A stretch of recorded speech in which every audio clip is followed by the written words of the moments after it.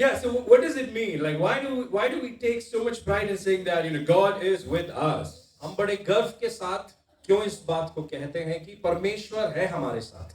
When he says that I will be your God, it means that और परमेश्वर जब इस बात को कहता है कि मैं उनका परमेश्वर ठहरूंगा, तो परमेश्वर इन बातों को कह रहा है कि he wants to be our God to reclaim the best of me, ताकि मुझ में सबसे उत्तम चीजों को वो प्रदान कर सके. Alright, सबको जय मसीह की.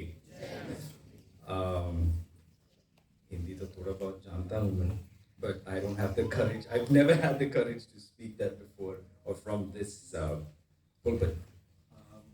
मैं थोड़ा बहुत हिंदी जानता हूँ, लेकिन कभी भी जब मैं यहाँ भी था तो हिंदी में यहाँ से प्रचार करने का कभी हिम्मत मुझ में नहीं हुआ. And I love the way that I'm really happy when I'm saying जय मसीह की itself because there's a story behind it. मैं जब जय मसीह की कह रहा हूँ बहुत आनंद के साथ कह रहा हूँ क्योंकि उसके पीछे बहुत बड़ी एक कहानी है.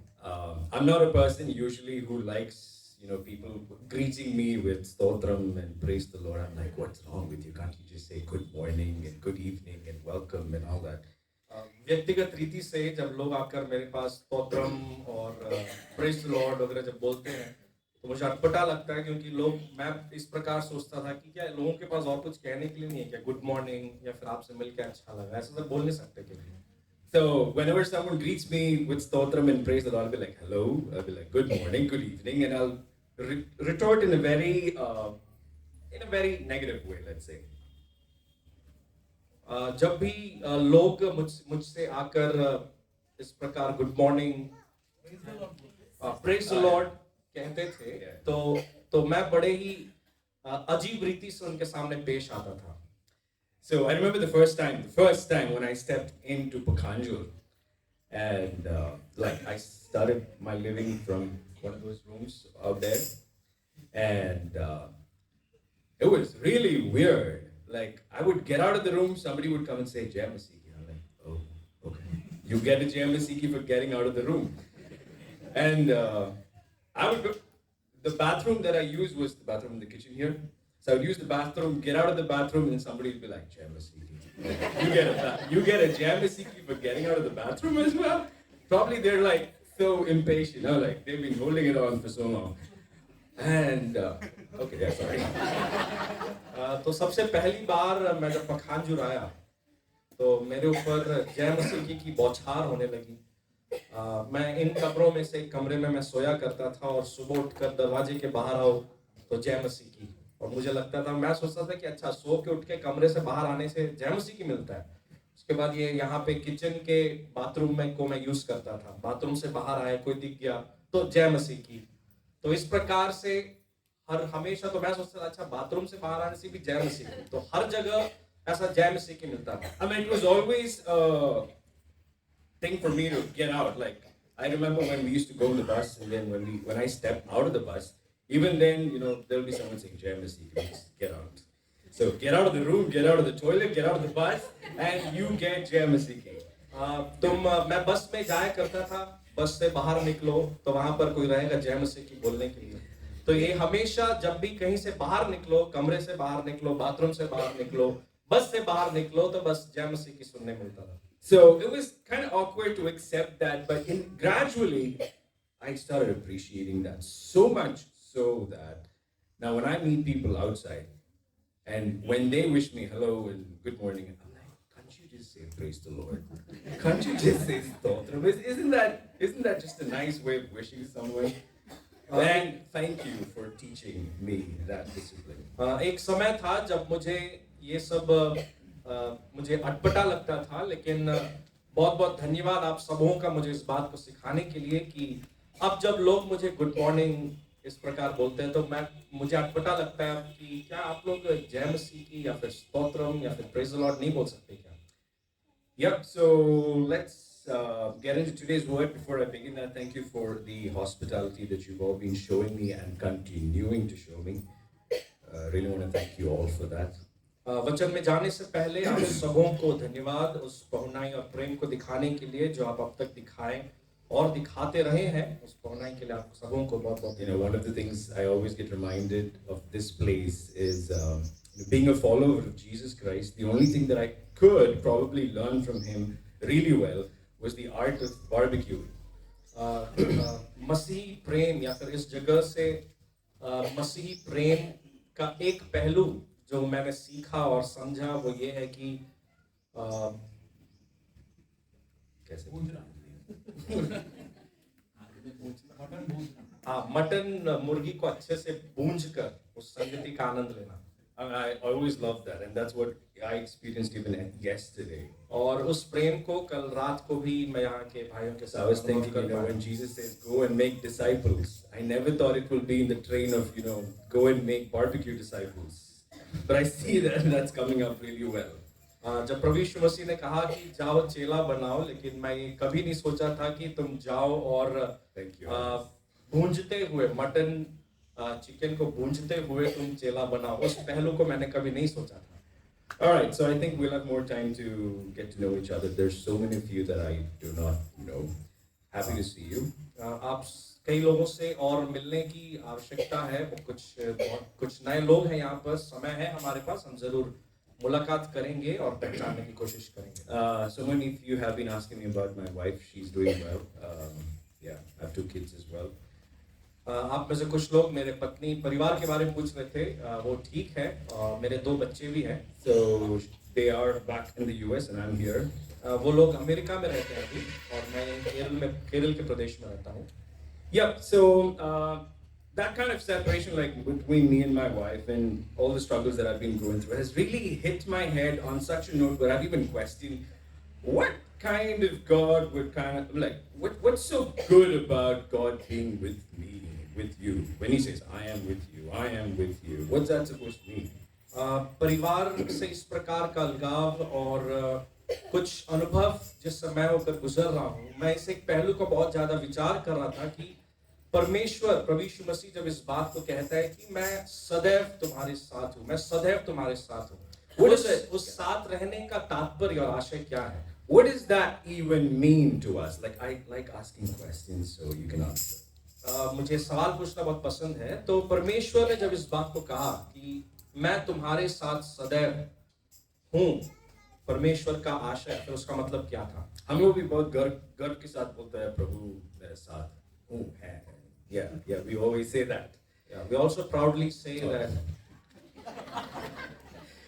Okay. Yeah, so what does it mean? Like, why do we take so much pride in saying that, God is with us? हम बड़े गर्व के साथ क्यों इस बात को कहते हैं कि परमेश्वर है हमारे साथ? Anyone answers. There's no foolish answers. There can be wrong answers, but there's no foolish answers. गलत जवाब हो सकते हैं, लेकिन मूर्ख जवाब नहीं हो सकता. There's nothing like that. So go ahead. Anyone. बेझिझक होकर जवाब दे. परमेश्वर हमारे साथ है, इसका अर्थ क्या है? I was without God. Okay.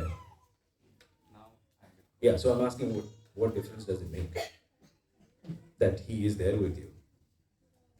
Kartik भाई ने बोला कि पहले हम ईश्वर रहित थे, लेकिन अब हम परमेश्वर के साथ हैं. तो उसका मतलब क्या है? परमेश्वर हमारे साथ है, उसका अर्थ क्या है? उस फर्क को कैसे बताता है? Thank you, Kartik. And anyone else? Come on, give it a try. He knows us. He knows us. So, that's my question. He knows us. Yes, he is with us. वो हमें जानता है, ठीक है, वो हमारे साथ है. We don't do the things that he doesn't like. We don't do the things that We feel that he is with us. we don't do the things that he doesn't like because we feel that he's with us. Okay, good. ठीक है, क्योंकि परमेश्वर हमारे साथ है, मैं उन बातों को, उन चीजों को नहीं करता जो परमेश्वर पसंद नहीं करता. One answer from the sisters that just बहनों से एक जवाब कम से कम. comfort and peace. Okay, right. Thank you. So I just want to look into when God tries to pursue a covenantal relationship with us. Now he does, and he says something so spectacular. That's what I want to draw your attention to this morning. जब परमेश्वर हमारे साथ एक वाचा का संबंध, वायदे का संबंध जब रखा है, तो परमेश्वर कुछ बातों को हमारे साथ हमारे सन्मुख रखता है। उन विषयों को मैं आपके सामने बांटना चाहता हूं। Hebrews chapter 8 and verse 10. इब्रानियों की पत्री 8वां अध्याय और उसका 10वां वचन। इब्रानियों की पत्री 8वां अध्याय उसका 10वां वचन। फिर प्रभु कहता है कि जो वाचा मैं उन दिनों के बाद इस्राएल के घराने के साथ बांधूंगा वह यह है कि मैं अपनी व्यवस्था को उनके मनों में डालूंगा और उसे उनके हृदयों पर लिखूंगा और मैं उनका परमेश्वर ठहरूंगा और वे मेरे लोग ठहरेंगे। So I want to focus on the last part where he says, I will be their God and they will be my people. मैं उस बात पर जोर देना चाहता हूं जहां पर 10वें आयत के आखिरी 2 वाक्यों में लिखा है कि मैं उनका परमेश्वर ठहरूंगा और वे मेरे लोग ठहरेंगे। And I want you to understand this comes from the book of Jeremiah, where God tells the people then that I have had a covenantal relationship with you, but there is coming a time where I will write my law on their heart and I will be their God and their people. He's repeating the same thing that he's told the Israelites, and he's just echoing that again over here. ये जो पद है ये यिर्मयाह के नबी के पुस्तक से इस पद को लिया गया है। पुराने नियम में जब परमेश्वर इस्राएलियों के साथ इस बात को कहा कि मैं तुम्हारे साथ एक वाचा बांधता हूं, और उसके बाद परमेश्वर के इस भविष्यवाणी को देखते हैं जहां पर परमेश्वर स्वयं इस बात को कहता है कि एक समय ऐसा आने वाला है जब मैं अपनी व्यवस्था को उनके हृदयों पर लिखूंगा। और उसी बात को जो यिर्मयाह नबी ने कहा उसको इब्रानियों की पत्री में परमेश्वर का आत्मा फिर से उसको दोहराता है। So my question has been, if God is not there as God in my life, he's probably there as a savior, he's probably there as my shepherd and leader, and probably there as a translator for me from earth to heaven, my reconciliation for my sin, but not my God. He's my savior, he's my friend, he's everything to me, he takes me to heaven, he does everything for me, but he is not my God. What difference would it make? अगर परमेश्वर मेरे साथ परमेश्वर होकर नहीं है, कृपया ध्यान से सुने, यदि परमेश्वर को मैं परमेश्वर होकर नहीं देखता तो इसका मतलब मैं उसको या तो सिर्फ उद्धार करता होकर देखता हूं, या तो सिर्फ मेरा मित्र होकर देखता हूं, या तो सिर्फ एक वो जरिया जो संसार से उठाकर मुझे स्वर्ग की ओर बैठाएगा। कुछ ऐसे विषयों को मैं परमेश्वर होने के बजाय मैं उन विषयों को मैं परमेश्वर में देखता हूं। But he's not my God. लेकिन वो मेरा परमेश्वर नहीं ठहरा। But if I say that he's my God, what is the deeper meaning to it? इन सब के बजाय यदि मैं इस बात को कहूं कि वो मेरा परमेश्वर ठहरा है, तो उन दो विषयों के बीच में क्या फर्क है और उसमें अर्थ की गहराई कितना है?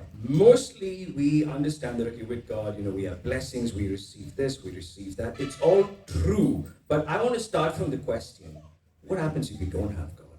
And what does the Bible say about people who do not have God as God? यह बात सही है कि परमेश्वर हमें आशीषों को देता है, परमेश्वर के कारण हमारे जीवन में आशीषें आती है, लेकिन उस आशय का अर्थ क्या है? यदि उसका अर्थ क्या होगा जब एक मनुष्य के पास परमेश्वर ना हो?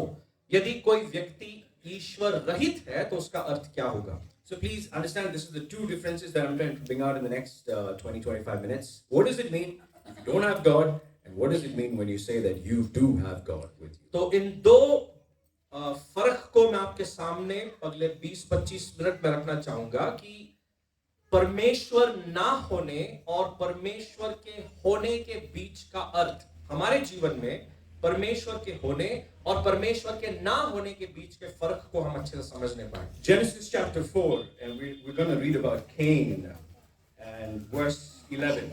उत्पत्ति की किताब 4वां अध्याय उसके 11वें आयत में हम काइन के विषय में पढ़ते हैं। उत्पत्ति की किताब 4वां अध्याय और उसका 11वां वचन। What does it say?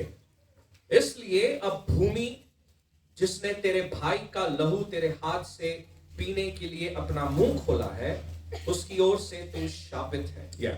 So now you are cursed. So who's Cain? तो कैन वहां पर लिखा है कि अब तू शापित है, वो वचन कहता है। कैन कौन है? Yeah, son of who? किसका पुत्र है can? All right, thanks. Now come to verse 16, 4 verse 16. उसी अध्याय के 16वें आयत को हम पढ़ेंगे। तब कैन यहोवा के सम्मुख से निकल गया और नोद नामक देश में जो अदन के पूर्व की ओर है रहने लगा। So I want you to notice two things that are specifically said about Cain. One, he is cursed. Two, he walked out from the presence of the Lord, which means he does not have God as God anymore in his life. तो can के विषय में दो बातों को पढ़ते हैं। पहली बात जो 11वें आयत में देखा कि वो शापित है। दूसरा 16वें आयत में कि वो यहोवा के सम्मुख से निकल गया। Now, I want you to look at what does this curse look like and what does it mean to walk out of the presence of the Lord.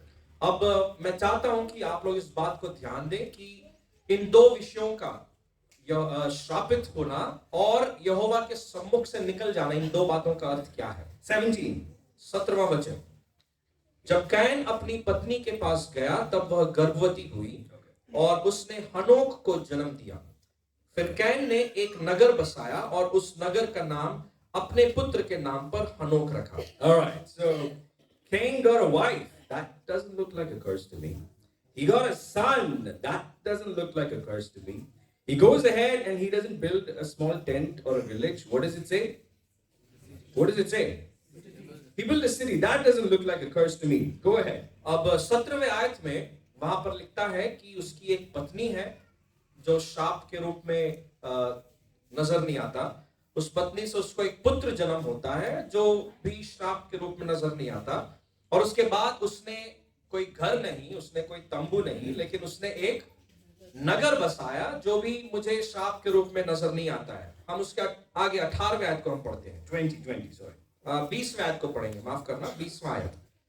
आदा ने याबाल को जन्म दिया, वह तंबुओं में रहना और पशुपालन इन दोनों रीतियों का प्रवर्तक हुआ। Now we're talking about his generation, the generation of who? The man who is cursed and who does not have God. Now he has a generation that is huge in livestock. That doesn't look like a curse to me either. और 20वें आयत में हम उसके वंशों के विषय में पढ़ते हैं, जहां पर एक जो भी उस बात को पढ़ा जाता है कि वो तंबू में रहने लगा और पशुपालन की रीतियां उससे शुरू हुई, जो भी पढ़ने से एक श्राप के रूप में हमें नजर नहीं आता। Now verse 21, even more interesting. 21वां आयत और भी रुचिजनक बात है। और उसके भाई का नाम युबाल था, वह वीणा और बांसुरी आदि बाजों के बजाने की सारी रीति का प्रवर्तक हुआ। Wow, multi-talented people. You call them cursed? कई बहु कलाओं को रखने वाले, बहु कलाकारियों को करने वाले लोग, क्या आप उनको श्रापित कहेंगे? 22. 22वां वचन। All right. और सिल्ला ने भी तुबल कैन नामक एक पुत्र को जन्म दिया, वह पीतल और लोहे के सब धार वाले हथियारों को गढ़ने वाला हुआ। Wow, people who are multi-skilled. Okay. Now you need to remember we're talking about way back in time where they've not even found out the science of what metallurgy is. They're going to come out with all these tools and crafts and all that. ये उस समय की बात की जा रही है जब धातुओं का के उपकरणों का खोज भी नहीं हुआ था, और उन समयों के उपकरणों की बात 22वें आयत में की जा रही है। So my question, तो मेरा सवाल ये है, when someone gets married, do you call them cursed? जब किसी का विवाह होता है तो क्या आप उनको श्रापित कहते हैं? When someone has a child, do you call them cursed? जब किसी का संतान उत्पन्न होता है तो क्या आप उन्हें श्रापित कहते हैं? When someone grows in their career or they grow up in their wealth, do you call it a curse? जब किसी का पदोन्नति हो रहा है, जब कोई आगे बढ़ रहा है, उन्नति कर रहा है, तो क्या आप उसको श्रापित कहते हैं? When someone grows in their skill and talents and they're highly intellectual, you call them cursed? जब कोई बुद्धि में बढ़ रहा है, जब कोई अपनी कला में आगे बढ़ रहा है, क्या आप उसको श्रापित कहते हैं? My question is, what is the curse? मेरा सवाल ये है कि श्राप का अर्थ क्या है, या फिर श्राप क्या है? What's a curse? It looks like everything is going good for them. काइन के लिए उसके जीवन में श्राप क्या है, उसके उसके जीवन में और उसके वंशों में सब कुछ बढ़िया चल रहा है। Wow. And obviously, why would he need God? और निश्चित रूप से अब सवाल अगला ये भी है कि अब उसको परमेश्वर यहोवा की आवश्यकता ही क्या है। So I want you to keep that question in mind. Okay, what is a curse? We don't see a curse here. Literally. कृपया उस सवाल को आप अपने मन में रखे रहें कि श्राप क्या है, क्योंकि अभी तक जिस भाग को पढ़ा अब तक तो वो श्राप हमें समझ में नहीं आ रहा। But it is a curse. Now turn with me to Genesis chapter 17. अब लेकिन वो एक श्राप जरूर है, हम समझेंगे। उत्पत्ति की किताब उसके 17वें अध्याय को निकालें। Now we're going to try to understand what does it mean to be blessed? अब हम इस बात को समझेंगे कि आशीषित होने का अर्थ क्या है। So when God actually called Abraham out, God told him, I will be giving you this, I will be making you a great nation, I will be blessing you, so forth and so on. परमेश्वर इब्राहिम को बुलाता है और इब्राहिम से कहता है कि मैं तुझे तेरे लोगों से अलग मैं तुझे बुलाऊंगा और तुझे आशीषित करूंगा, तेरे वंश को बढ़ाऊंगा। But Abraham kind of misunderstands God's timing and has Ishmael.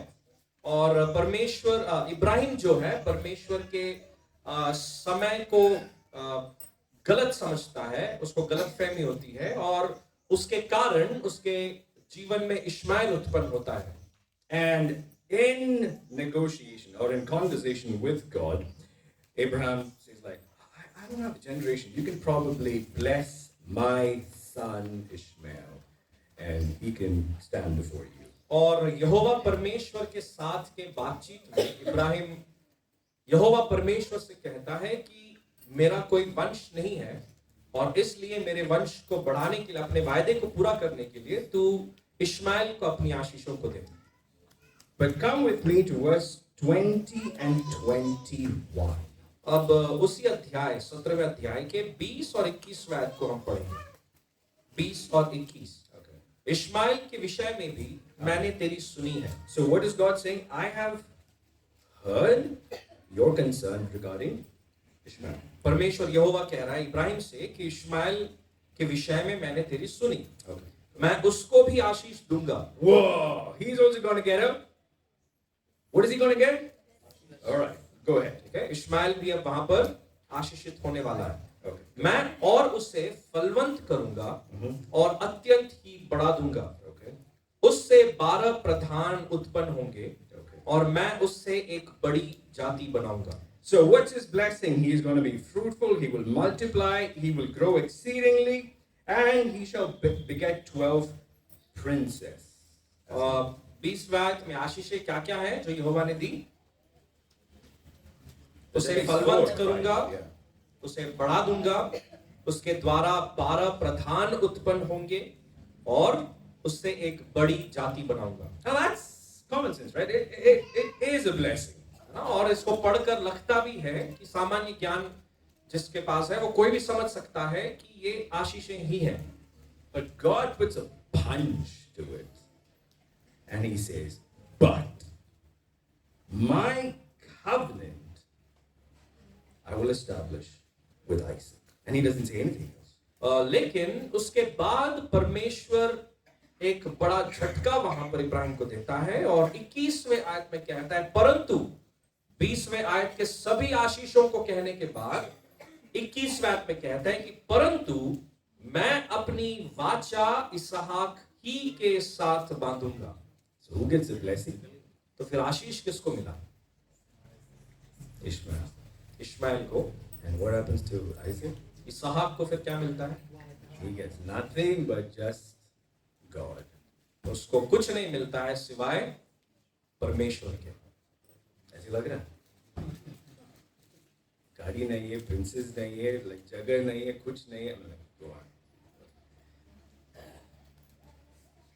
Yeah, he doesn't have a car, he doesn't have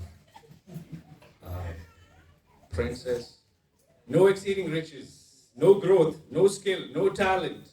All that is for Ishmael. But when it comes to Israel, I will be his God. I will make my covenant with him. परमेश्वर यहोवा इस इब्राहिम से कहता है कि सारा धन संपत्ति, सारा संसारिक आशीष इश्माएल को जाता है और सब कुछ इश्माएल को परमेश्वर आशीषित करता है। So who has God and who doesn't have God? तो परमेश्वर किसके साथ है या फिर किसके पास है और परमेश्वर किसके पास नहीं है? What does it look like? I know what you theologically know, but what does it look like? मैं जानता हूँ वचन के ज्ञान में हम बहुत कुछ बोल सकते हैं, लेकिन इस भाग को पढ़ने से आपको क्या लग रहा है? Just get God, that's it. हम सोचेंगे कि सिर्फ परमेश्वर मिल रहा है बस और कुछ नहीं। I'd like to be under the curse, like Cain. मुझे बेहतर ये है कि मैं कैन के समान श्राप को सहूं। Awesome. बहुत बढ़िया। I'd like to be like Ishmael. मैं इश्माइल के समान श्राप को आशीष को लेना चाहता हूँ। I'd like to be that mistaken son. I am actually. Not by my parents, but in a lot of sense, in a lot of ways. Okay. So, what does it mean to have God on your side? तो परमेश्वर तुम्हारा भाग है या फिर परमेश्वर तुम्हारे साथ है, उसका अर्थ क्या है? Now, when we come to Hebrews chapter 8, the verse that we read before, it says, I will be their God and they shall be my people. I want you to answer now, and I've given you enough evidence what it means to be cursed. And I've given you enough evidence as to what it means to be blessed. But I want you to answer, or at least try to think and answer, what does it mean when God says, I will be your God? अब इब्रानियों 8वें अध्याय में आएंगे और उसके 11वें 10वें आयत के आखिरी दो वाक्यों को, जहां पर वचन कहता है कि मैं तुम्हारा परमेश्वर, मैं उनका परमेश्वर ठहरूंगा और तुम मेरे लोग ठहरोगे। तो मैंने आपको कुछ प्रमाणों को दिखाया पुराने नियम से कि परमेश्वर ना होने के और परमेश्वर होने के फर्क को, या फिर आशीषित होने और श्रापित होने के फर्क को मैंने आपको कई प्रमाणों को पढ़ के सुनाया। अब आप इस वचन के आधार पर बताएं कि परमेश्वर होने और ना होने के बीच का फर्क क्या है? I am expecting answers. You all consider yourself to be children of God. What good is God to you? आप सब अपने आप को परमेश्वर का संतान मानते हैं। परमेश्वर यदि आपके साथ है, आपके पास है, तो आपके लिए क्या भला है? परमेश्वर है तो अनंत जीवन है। वो आशा ये है कि मैं कभी मर भी गया तो भी मैं परमेश्वर के साथ रहूंगा। अगर मैं परमेश्वर को नहीं जानता तो मैं इसी मतलब संसार में मर जाता, मेरा आत्मा का कोई महत्व नहीं था। Wow. Okay. I get what you're saying. But let me ask you a question back. ठीक है, एक सवाल वापस पूछना चाहता हूँ। वो भी एक आशीष के तौर पर आता है ना? हाँ, आशीष के तौर पर ही आता है। तो मेरा सवाल ये कि आशीष के बाद, like, forget about blessings. What does it mean to have God in our lives? तो ये जो आशीष आप जो बोल रहे हैं, वो तो आने वाला है, अभी तो नहीं मिलेंगे। तो अभी मेरे साथ प्रभु तो है, उसका मतलब क्या है? आप जैसे बैठ रहा हूँ,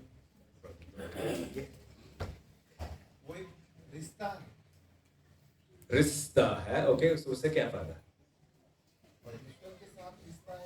तो सब चीज की जरूरत है।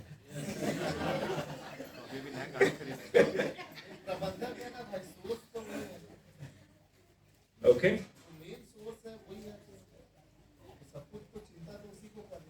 तो फिर क्यों इतना, like, why are we going through so much difficulty then? सब चीज का देने वाला है। और राजा दाऊद जिस तरह सोचता था कि मैं परमेश्वर के साथ, लेकिन परमेश्वर में संग रहता है। तो परमेश्वर अगर हमारे संग रहता है तो हमें हर एक चीज करने का वो प्रेरणा, वो प्रोत्साहन भी परमेश्वर। Wow. Okay, you're getting close. Thank you. So there is something that he does. It's not about what he gives. No. It's about what he does. Now I don't want to take a lot of, my goodness. Okay, I don't want to take a lot of time. Just want to make it very short. Whenever God talks about a covenantal relationship with us, there is blessings for sure. That's the end result for sure. But that's not his purpose. जब भी परमेश्वर वाचा के संबंध में के विषय में बात करता है, तो परमेश्वर केवल प्रबंध या फिर प्रदान करने वाले के समान नहीं, लेकिन परमेश्वर कुछ करता है हमारे जीवन में. You know, when he says that I will be your God, it means that I'm going to work for these people. I'm going to do what it takes for them to be better people. I'm going to do the work of transformation. I'm going to provide for them. I'm going to be the security. I am their blessing. और परमेश्वर जब इस बात को कहता है कि मैं उनका परमेश्वर ठहरूंगा, तो परमेश्वर इन बातों को कह रहा है कि मैं इनके साथ हर वो चीज इनके परिवर्तन के लिए, ताकि वे इस बात को समझ सके कि मैं परमेश्वर हूं, उन सब बातों को इनके जीवन में करूंगा ताकि ये इस बात को समझे कि मैं स्वयं परमेश्वर इनके जीवन का आशीष ठहरूं. 8 verse 6. What does it say over there? 8वां अध्याय और उसका 6वां वचन. पर उन याजकों से बढ़कर सेवा यीशु को मिली. Yeah, I just want to stop on that word. Who has a more excellent ministry? किसका है उत्तम सेवा जो उस पद के आधार पर है? Jesus Christ. He enters into a covenantal relationship with us, and he gets into this ministerial service, which is bigger than what it is before. What does it mean? What does it mean to be ministering? It means to serve, right? It means to work. It means to work on behalf of someone else. And that is what Jesus Christ is doing. प्रभु यीशु मसीह जो मनुष्यों के साथ वाचा के संबंध में अपने आप को बांधा, और वहां पर उस यीशु के सेवा के विषय में वहां पर लिखता है, वो सेवा जो दूसरों के लिए और दूसरों के बदले में सेवा की जाती है. He ministers. He serves us for our own benefit. और उस यीशु के विषय में लिखा है कि वो सबसे उत्तम सेवा को हमारे लिए उसने किया. Now, when he's working for our benefit, what is his goal?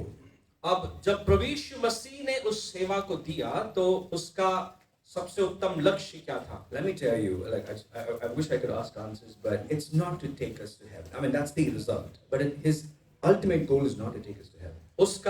उसका जो प्राथमिक लक्ष्य है या फिर अंतिम लक्ष्य है, वो सिर्फ हमें स्वर्ग की ओर ले जाने के लिए नहीं है. हालांकि उसका परिणाम स्वर्ग जरूर परिणाम होकर मिलेगा, लेकिन उसका लक्ष्य केवल स्वर्ग ले जाने के लिए नहीं. He died on the cross not just to pay for our penalty. वो क्रूस पर इसलिए नहीं मरा ताकि सिर्फ हमारे पाप के प्रायश्चित होकर वो क्रूस पर मरे. He is interceding for us, not just as a mediator for like, oh, you know what, get things done for this poor guy who's praying. No. वो हमारे लिए परमेश्वर के साथ या फिर मनुष्य और परमेश्वर के बीच में बिचवई या फिर मध्यस्थ की सेवा इसलिए नहीं करता क्योंकि अरे बेचारा मांग रहा है, उसको प्रदान कर देते हैं. I want you to understand what the purpose of God's promise is when he says, I am with you, I am your God. Turn with me to 2 Peter chapter 1 and verse 4. There is a deep understanding what we need to have about what we should use the promises for. जब परमेश्वर इन वायदों को हमारे जीवन में देता है, तो दूसरा पत्रस उसका पहला और चौथे आयत में, दूसरा पत्रस पहला अध्याय उसके चौथे आयत में हम उसके वायदों को किस प्रकार हमें लेना चाहिए उसके विषय में लिखा हुआ है. दूसरा पत्रस पहला अध्याय वचन 4, जिनके द्वारा उसने हमें बहुमूल्य और बहुत ही बड़ी प्रतिज्ञाएं दी है, ताकि इनके द्वारा तुम उस सड़ाहट से छूटकर जो संसार में बुरी अभिलाषाओं से होती है, ईश्वरीय स्वभाव के संभागी हो जाओ. So what's the purpose of promises? Why do we need to hold on to promises according to this verse? तो इस आयत के अनुसार हमें उन बड़ी प्रतिज्ञाओं की उपयोग क्या है, या फिर उन प्रतिज्ञाओं के साथ हमें क्या करना है? It is only and only for the purpose of having a transformed nature, to be transformed or be grasping the divine nature within us. ये सिर्फ और सिर्फ इसलिए ताकि हमारे अंदर जो बदलाव और परिवर्तन को परमेश्वर लाना चाहता है, हम उस परिवर्तन को हमारे जीवन में परमेश्वर स्वयं देखने पाए. Do we even desire that? क्या हम उस परिवर्तन की इच्छा भी रखते हैं अपने जीवन में? Do we even know that's what the purpose of promises are? क्या हम जानते भी हैं कि परमेश्वर जब प्रतिज्ञाओं को देता है, वायदों को करता है, तो वो हमारे जीवन में इन परिवर्तनों की आशा रखता है। He's working in us not just to be a provider, not just to be a supervisor. He wants to be our God to reclaim the best of me, to restore me to who I am. Let me just explain that to you. I am Joy Samuel today, born again, saved in Christ, but I'm not the best of myself. I don't even know what's the best of my intellect. I don't know what's the best of my emotions. I don't know what's the best of my physique. And that is what God is trying to restore. He is in the process of restoring each one of us to the likeness of the image of His Son, what we were before sin. परमेश्वर अपनी प्रतिज्ञाओं को हमारे जीवन में इसलिए देता है ताकि मुझ में सबसे उत्तम चीजों को वो प्रदान कर सके, या फिर सबसे उत्तम चीजों को मेरे जीवन में देख सके। उदाहरण के लिए, मेरा नाम जॉय सैमुअल है। मैं एक नया जन्मा हुआ विश्वासी हूं, लेकिन फिर भी अब भी मैं अपने उत्तम अवस्था को मैं नहीं जानता। मैं ये नहीं जानता कि मेरा उत्तम भावनाओं को मैं कैसे व्यक्त करूं, मैं सबसे उत्तम शारीरिक अवस्था में मैं कैसे रह सकता हूं, सबसे उत्तम बर्ताव को मैं और व्यवहार को मैं कैसे प्रकट कर सकता हूं। मैं अब भी उस उत्तम अनुभव को मैंने नहीं किया है। और परमेश्वर, जो मैं पाप के पहले था, उन सब बातों को परमेश्वर मुझ में हटाकर एक परिवर्तित मनुष्य, एक नया मनुष्य होकर वो मुझे खड़ा करना चाहता है। But do we even want that? लेकिन क्या हमारे अंदर वो इच्छा भी है? That begins now. It doesn't begin when you get to heaven. It, yes, is accomplished in its glory when you get to heaven, but it begins now. ये जो परिवर्तन है, ये जो बदलाव है, ये अभी शुरू होता है, इस संसार में शुरू होता है। स्वर्ग पहुंचकर उस बदलाव को देखेंगे। परमेश्वर की इच्छा वो नहीं, हालांकि वो उसकी परिपूर्णता है स्वर्ग, लेकिन बदलाव जो है वो इस संसार में अभी शुरू होता The है। ministry of Jesus Christ, what we read in Hebrews chapter 8, is not yet to come. It has already begun, is at work. He's still a mediator. What are we craving for when it comes to God's promises? A divine nature? प्रभु यीशु मसीह की सेवा इस संसार में हमारे लिए उसने सेवा को किया, वो उस सेवा को पूरा करेगा नहीं लिखा है, उस सेवा को कर दिया इस संसार में। In the process of doing it. उस सेवा को इस संसार में कर रहा है। और हमारी इच्छा क्या है? क्या हम इस इच्छा को रखते हैं कि हम में ईश्वर का स्वभाव या फिर ईश्वर के समान ही, प्रभु यीशु मसीह के समान हम ढलते चले जाएं? क्या हमारी वो इच्छा है? Do you know the premium He places on us? क्या हम में वो उच्च स्तर को जो हमारे जीवन में परमेश्वर रखता है, क्या हम उस उच्च स्तर को समझ पाए हैं? I love it how John Whitfield, a missionary, how he's described this. John Whitfield, जो परमेश्वर का एक सेवक है, वो इस विचार को कुछ इस प्रकार व्यक्त किया है। One day I'm going to stand before the Lord and He's going to look at me and say, good and faithful servant. एक दिन मैं अपने परमेश्वर के सन्मुख खड़ा होने वाला हूं और वो कहने वाला है कि बहुत ही अच्छे और विश्वास योग्य दास। And me knowing who I am, my question is, Lord, you called me, you saved me, you established me, you transformed me, you strengthened me. I accomplished works in your name. You are the one who translated me from heaven to hell, and you're the one who's accomplished your work in me, through me, and you say, you give me credit for calling and call me good and faithful servant after you do all the work. और